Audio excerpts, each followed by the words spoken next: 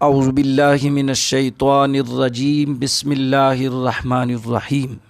میرے تمام سامعین کرام السلام علیکم ورحمۃ اللہ وبرکاتہ۔ آج آپ کے سامنے چند مسائل ذکر کروں گا۔ امید ہے کہ آپ اس کو سن کے شیئر بھی کریں گے اور خود سیکھنے کی کوشش بھی کریں گے۔ اللہ ہمیں ان مسائل کو سیکھنے کے توفیق عطا فرمائے۔ مسائل یہ ہیں کہ کن صورتوں میں غسل کرنا فرض ہے۔ بڑے اہم مسائل ہیں۔ کن صورتوں میں غسل کرنا فرض ہے، یہ صورتیں یاد کرنا بڑی ضروری ہیں۔ نمبر 1، پہلی صورت یہ ہے کہ منی کا اپنی جگہ سے شہوت کے ساتھ جدا ہو کر اعضاء سے نکلنا، اس صورت میں بھی غسل فرض ہے۔ احتلام، اور تیسری صورت احتلام ہو جائے دوسری صورت تب بھی غسل فرض ہے۔ تیسری صورت یہ کہ ذکر کا جو سر ہوتا ہے، خشفہ جس کو بولا جاتا ہے، وہ عورت کے آگے یا پیچھے یا مرد کے پیچھے داخل ہو جائے، تو اس صورت میں بھی یعنی دونوں صورتوں میں غسل کرنا فرض ہو جاتا ہے۔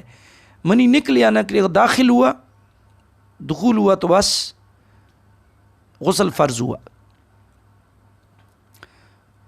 عورت پر بیماری آئی، حیض آیا، حیض جو ہی ختم ہوا تو اس پر غسل کرنا فرض ہے۔ نفاس،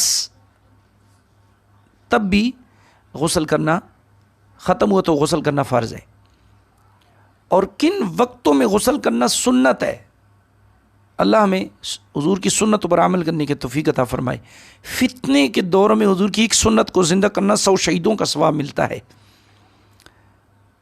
تو کن صورت وقتوں میں غسل کرنا سنت ہے؟ نمبر 1، جمعے کے دن، عید کے دن، یعنی جمعے کی نماز کے لیے غسل کرنا، عید کی نماز کے لیے، چاہے بڑی عید ہو یا چاہے چھوٹی عید ہو، غسل کرنا سنت ہے۔